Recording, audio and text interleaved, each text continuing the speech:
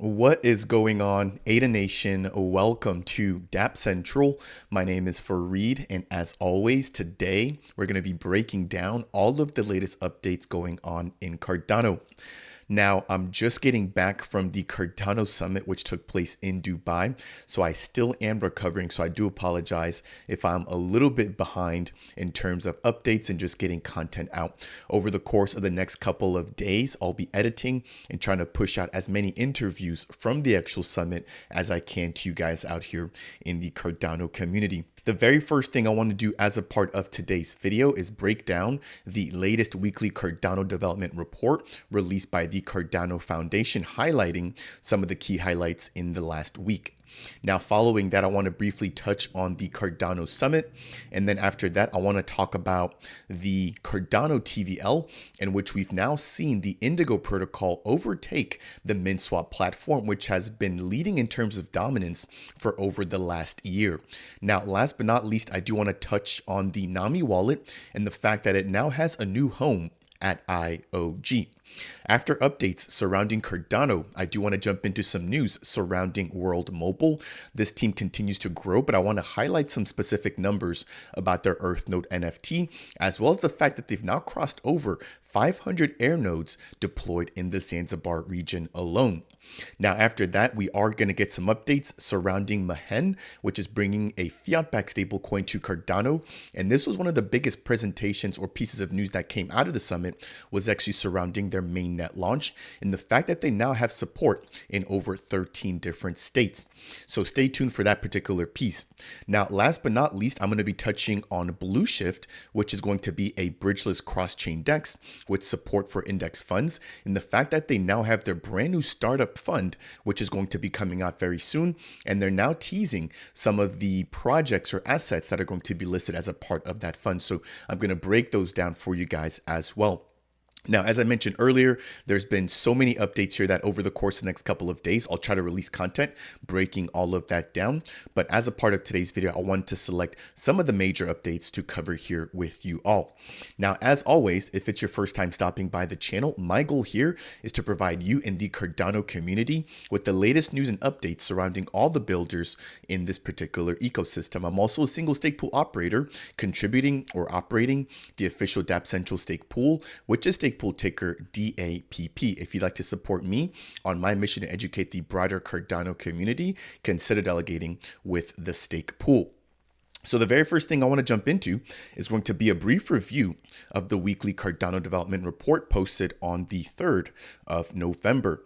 So this was right as the Cardano Summit was actually kicking off. I believe this was actually day number 1, but it states here that IOG was at the Cardano Summit contributing with keynotes, panels, masterclasses, and a lineup of products and services.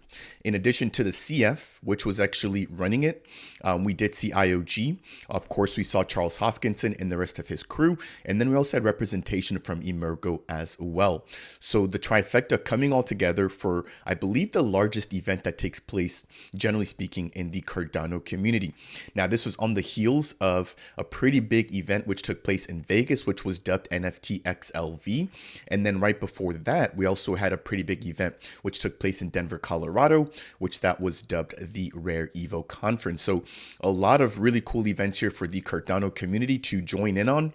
But this was actually my first Cardano Summit, which I really found to be awesome. So I would just quickly say here, I would recommend for anybody who did not get the ability to attend this year's Cardano Summit to, number one, try to attend in future ones. But if you're not able to attend in person, they do have some of their breakaway sessions or some of the event-led sessions where you can basically link up with local communities in order to watch and participate in the Cardano Summit. Lastly, they do have a virtual option.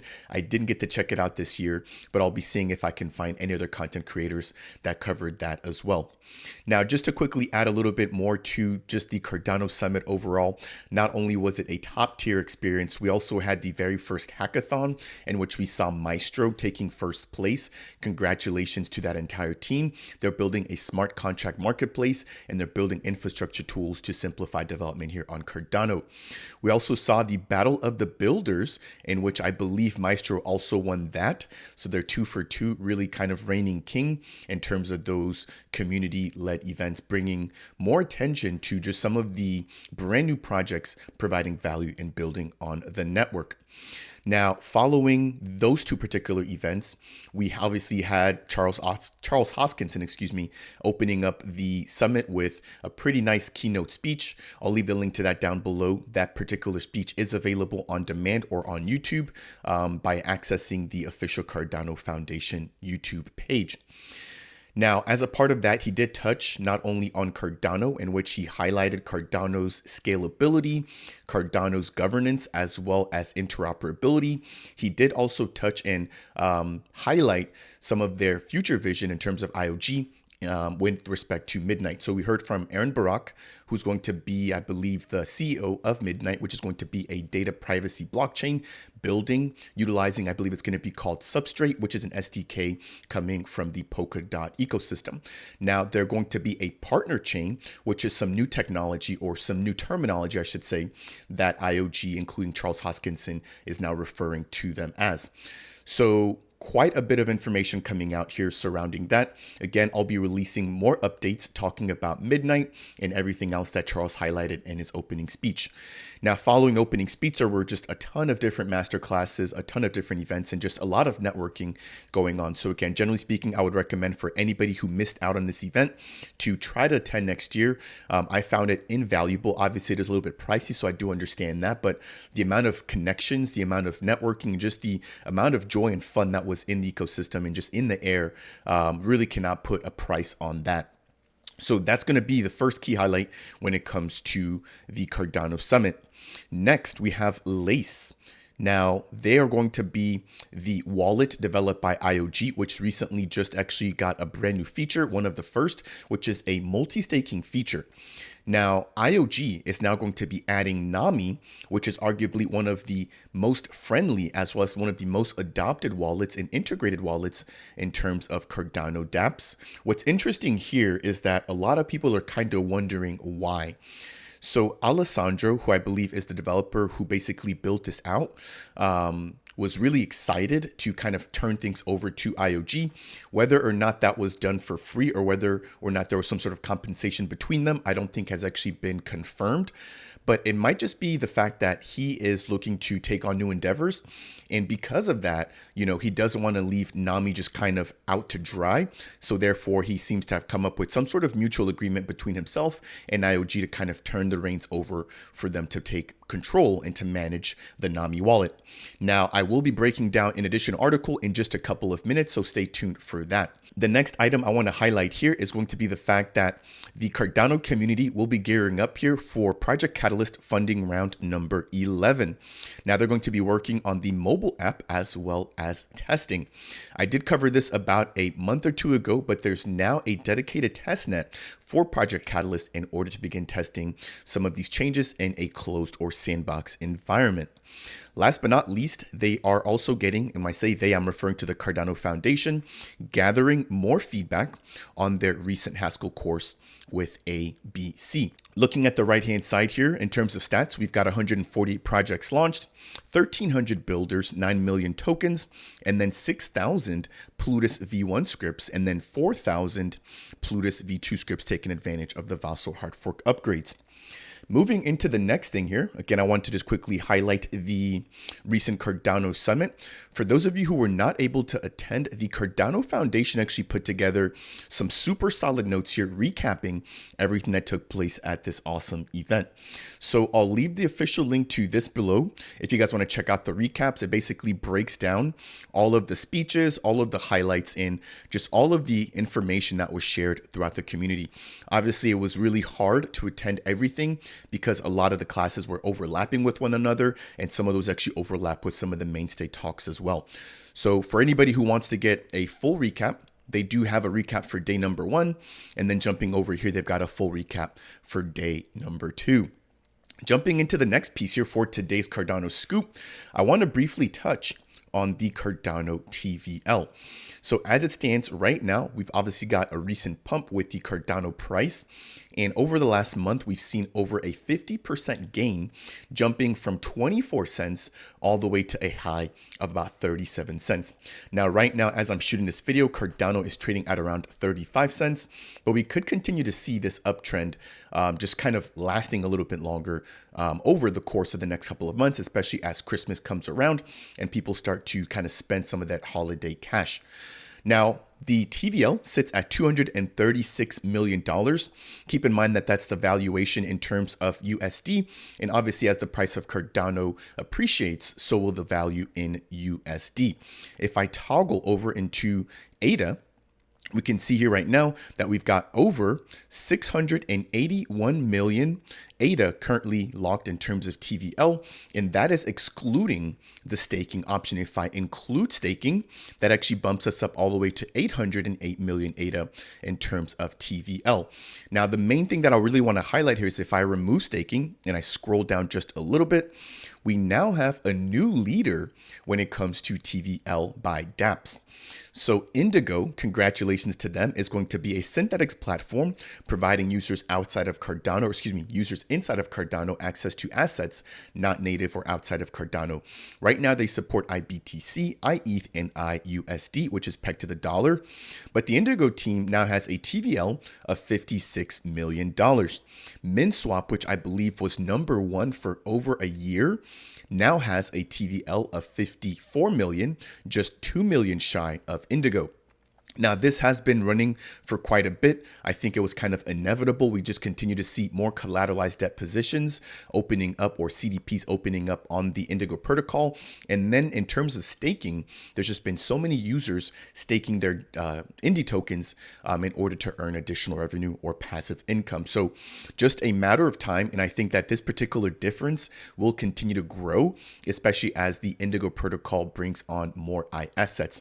Now, I had the pleasure of meeting Eric, who is going to be the CEO and founder of the Indigo protocol. And he actually talked to me about some additional fiat-backed assets that we could see being listed on the Indigo protocol. Now, one of them was the euro. So we could potentially see something such as iEuro coming on. And you could imagine that that would bring on a couple of $1 million of TVL if they were to do that, and if people were actually to utilize that particular asset here on the Cardano chain. So following Indigo and MinSwap, we've got Liquid coming in at #3 with a little bit less than half of the TVL from MinSwap and Indigo.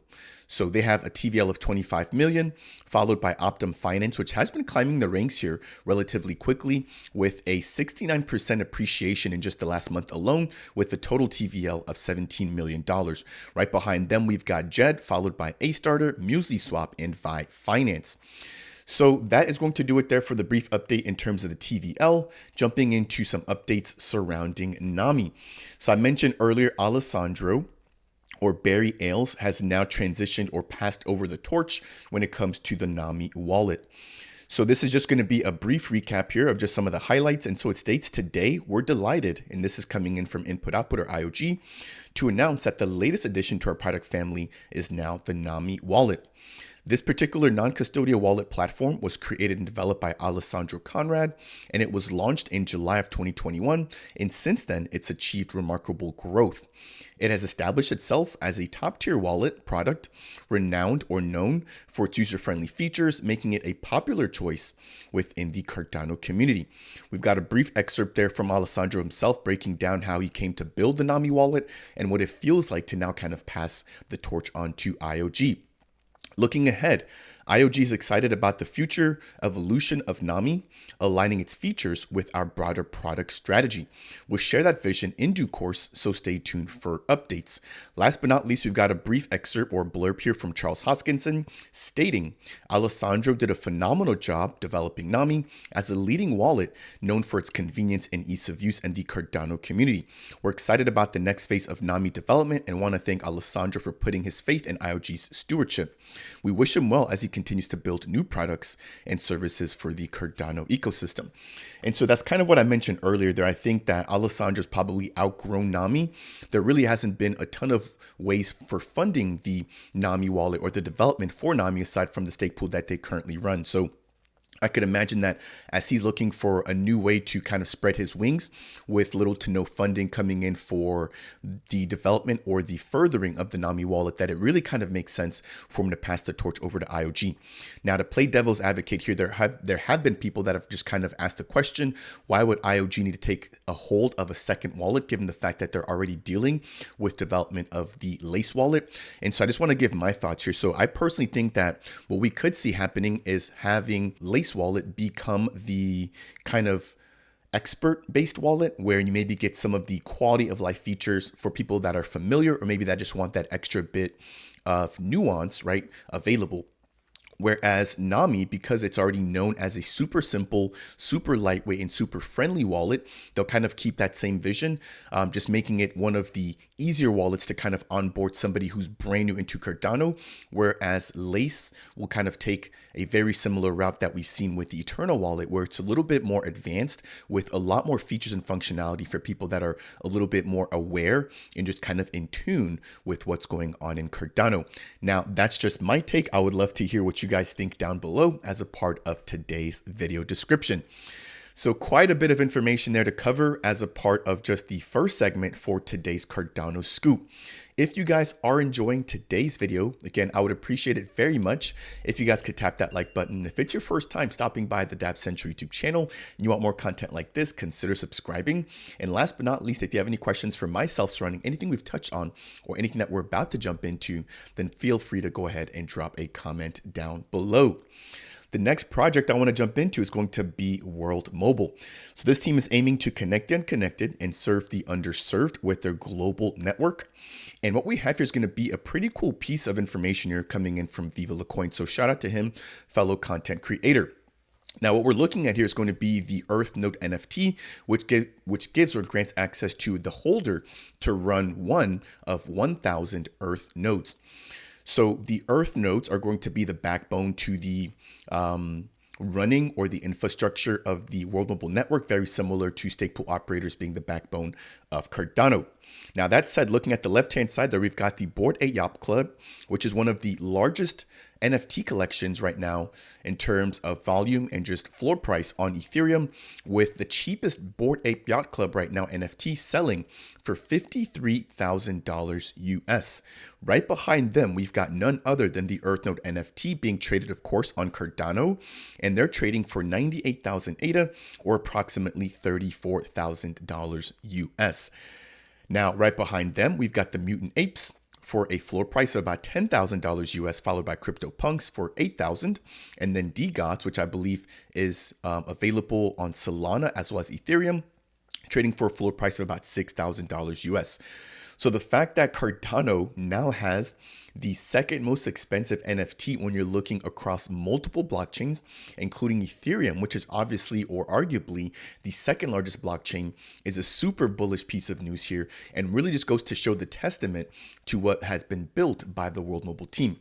Now, keep in mind that the BAYC NFT, the Mutant Apes, CryptoPunks, and DGOTS are basically just PFP NFTs. Now, to be fully fair, the Bored Ape Yacht Club team is building out a metaverse. Obviously, that takes a lot of time.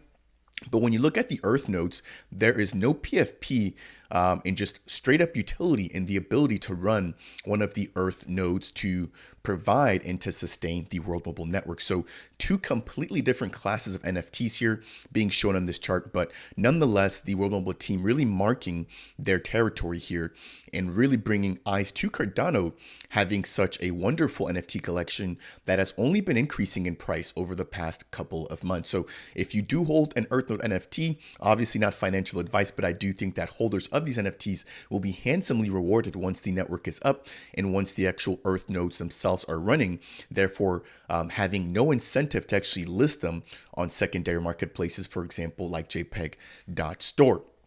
Moving over into the next tab, we've got the World Mobile team continuing to buy back their own asset or their WMT token. So this is being done in order to obviously uphold the price, but then also sustain the network by redistributing any bought back WMT over to ENOs and World Mobile token stakers. So as it stands right now, the latest buyback took place on today, and that was done for 26,000 WMT. Now that amount is about $3,700 US. If we take a look at some of the previous buybacks, there were around 13 to 14,000 tokens, or roughly about $1,700. And if you're wondering why this amount has doubled, that's actually going to be because Pakistan has now come online. So we saw the World Mobile team take about 400 air nodes alone in Zanzibar, and then double that with the deployment of about 340 additional air nodes within Pakistan. Now they're using all of the revenue generated by these air nodes to actually do the buyback. So the more air nodes that are currently running, or the more air nodes that come online, the more buybacks we'll continue to see. If we take a look at the total buyback balance, that's now at 359,000 WMT, or equivalent to, let's see, about $50,000. So this team continues to, again, put their money where their mouth is, and really showing that they're here to support their infrastructure, aka their Earth node operators. Moving over into the next tab here, this team is also deployed an additional, I believe, 8 air nodes, breaking the 500 air node milestone in Zanzibar. So again, this was the first country that we saw air nodes rolling out into. And I remember a year ago, right, the team was really itching to break over 220 of these air nodes to be deployed by the end of the year. They were able to meet that goal. And since then, we now have 875. So we've almost basically 2 to 3x'd the amount of air nodes that were deployed last year, just this year. Now, of course, we still got about 60 days left in the year. So we could see this team breaking over 1,000 air nodes by the end of this year. So that'd be a total of about a 5x in terms of the amount of air nodes deployed this year in 2023 compared to last year in 2022. Now, I do want to briefly highlight as well that we did see additional air nodes deployed in Pakistan. I believe that we had 336 once the official announcement or data about Pakistan rolled out, and that is now at 368. So when we take a look at both of them combined, we've got over 875 air nodes deployed right now for the World Mobile Network. Now, the last piece I want to highlight is going to be a recent announcement with a platform called Friend3. So the World Mobile team is excited to announce that they've partnered up with Friends3, which is going to be the leading social app on the BNB chain. This partnership will see World Mobile listed on Friend3, making it available as a donation token in the near future. So I assume that you can interact, add friends, and basically chat very similar to Twitter, X, Facebook, etc. And then as a part of the Friend3 platform, you can actually send over a tip or just send over a donation to friends on your list, which will now include the World Mobile token. So it says, stay tuned for more details. So I'll be definitely staying tuned for that, but I did want to quickly highlight that here. So that's going to wrap it up there for updates surrounding World Mobile. Next, I want to jump into some updates surrounding Mehen, which was actually in attendance at the summit as well. So they're going to be a fiat-backed stablecoin, and I believe it's going to be called USDM. And we've already seen them integrating with Charlie 3 to make sure to verify their physical cash reserves at the banks that are eligible to hold their assets.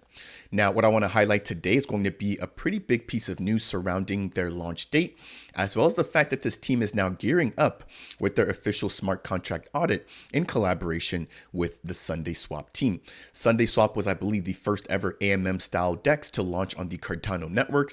If you guys were here way back in January of 2022, you would remember the congestion and just how much hype was around the Sunday token. Now we have piloting him, or Quantumplation, who's going to be helping and leading the smart contract audit for the Mehen protocol. So pretty big piece of news there. Jumping over into this next piece here, I do want to quickly touch on the official launch date, which was released by Julian Plomin, their CEO, at the Cardano Summit. So just kind of breaking down this entire timeline, we have on June of 2022, Mehen being founded in Delaware.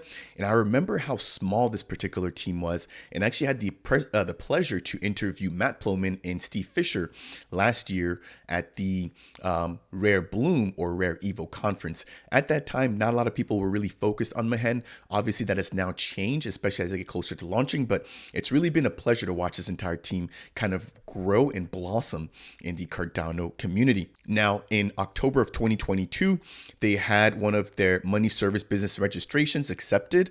And then as a part of May and July of 2023, we saw them secure their first ever banking partners, as well as the integration of the Charlie 3 or C3 Oracle. Now, moving over into the month of November of 2023, we're going to see the release of their full testnet, followed by a community equity investment, which I believe will allow for community members to invest in the Mehen protocol. Now, whether or not that's going to be through a secondary token, I'm not necessarily too sure. I'll probably have to reach out to the team to get a little bit more clarity surrounding that, or if this is just going to be the community investing directly in the fiat-backed stablecoin and getting access to that once it actually launches. Now, last but not least, and this is probably the juiciest piece here, we have the Mainnet launch in 13 to 22 different states, as well as an international launch for the Mehen stablecoin coming on December 19th. Now, this was released by Jillian Plomin, again, their CEO, during the Cardano Summit. So a lot of really good news there surrounding that. I talked about the TVL earlier. You could only imagine how many additional millions of dollars this could potentially bring into the Cardano ecosystem. Now, keep in mind that you will have to be in one of the 13 states, or at least have a bank account in one of those 13 states in order to be able to mint the Mehen token. But once it's actually on chain, it'll be free to use for anybody. So it'll be really interesting to see exactly how much is minted, but then also what additional platforms on Cardano begin to accept the USDM token. We would probably expect to see DeFi protocols, for example, like Liquid, integrating them. And then we could potentially see platforms like LenFi also adding Mehen's stablecoin as collateral or as a borrowable asset. Now, right now, between IUSD and the Jet stablecoin, we have, I believe, over $25 million in terms of TVL. And if we get a similar amount, right, let's say 8 to 9, maybe $10+ million coming in from Mehen, that could get us near $50 million in terms of TVL solely coming in from stablecoins. So really positive news here for the entire Cardano community. Jumping into the very last story for today's Cardano Scoop, I want to briefly touch on the Blueshift DEX. Now, Blueshift is going to be a bridgeless cross-chain DEX with index fund support, and they're now going to be launching or releasing their first ever Cardano startup index. Now, over the course of the past couple of months, we've just seen so much more hype and so much more awareness surrounding index funds, i.e. through the launch of Linkage Finance, the Maze protocol, as well as Matera. Now, those are all going to be Cardano native projects. And one thing that Blueshift does differently is the fact that they're going to be cross-chain. So one really cool piece to keep in mind there when it comes to the Blueshift DEX. Now, I recently talked about the fact that they also implemented what they call wrapped smart contracts, and those are deployed on the Milkamada sidechain. And so that's basically going to allow for easier accessibility and easier interoperability with anybody who's on Cardano looking to leverage or utilize the Blueshift platform. Now, if I jump over into the next tab here, we have their first official announcement surrounding what particular projects or assets will be included in this brand new Cardano startup index. So the first is going to be Paribus. So congratulations to the PBX team, Wilson, Simon, and let's see here, Dennis, who are all going to be some of the key members that I've chatted with representing Paribus. Now, if you're not familiar with Paribus, I have a fully dedicated playlist breaking down everything that they have to offer. But in a nutshell, they're going to be a multi-chain protocol, which is also going to be building on Cardano, but they're going to be in the lending and borrowing space, not only for synthetics, but also for NFTs. Now, moving over into the actual article, which I'll leave linked down below, they break down everything about their actual index, as well as talking about the actual Paribus protocol. So it states here, the Cardano Startup Index is an exciting new initiative designed to highlight and support emerging projects within the Cardano blockchain ecosystem. The final selection of projects to be included in this portfolio has already been made, and the official launch is slated for the coming week. So no official date just yet on when they'll actually be releasing this particular index, but it looks like they've already identified or landed on a full list of all the projects that they want to include in this particular index. Moving over, we got the second project, which is now going to be the Revuto protocol. So Revuto is a subscription-based platform building on Cardano or utilizing Cardano's technology, and they're also going to be included in this brand new Cardano Startup Index. So it states here, with their innovative subscription management on Cardano, they're redefining how we handle recurring payments in the crypto space. Now, we have a couple more items or a couple more assets that I want to quickly highlight, even though we don't have the official articles or blogs mentioned just yet. So additional assets that we can see include Noom, which is going to be revolutionizing music and streaming utilizing the Cardano blockchain. I've got an upcoming interview with Florian and Alex, and then also interviewed Ryan Jones, their co-founder, a month or so back. So if you guys want to find out more about Noom and their approach to music on Cardano, please make sure to check out that link in my interview with Ryan Jones. Now, after support for Noom, we're also going to see, I believe, support for Jed. And then there's one more asset that I'm still looking to familiarize myself with that should be included in that particular index. So it looks like we've got a total of 5 different tokens that will be coming along as a part of this brand new initiative for the Blueshift platform. Now, keep in mind that that's just going to be a single index. They're probably going to have multiple indexes or indices, I should say. Some of them may be focusing on Cardano, and then some of them may be also just kind of bridging over into different ecosystems, given the fact that they are a cross-chain supporting platform. That will bring me to the end here for today's Cardano Scoop. Quite a lengthy one, but we talked about the Cardano Weekly Development Report. We talked about the Cardano Summit. Again, I'll be releasing more content surrounding that. And then we jumped into some news surrounding Nami, Indigo becoming the top Dapp by TVL, as well as World Mobile, Mehen, and then last but not least, Blueshift. If you guys found today's video to be helpful or insightful in any way, shape, or form, I would really appreciate you if you could tap that like button. If it's your first time stopping by the channel and you want more content like this, breaking down the top builders and ecosystem updates, consider subscribing to Dapp Central. And last but not least, if you have any questions for me, then make sure to go ahead and leave those comments down below. That said, I will see you guys in the next video.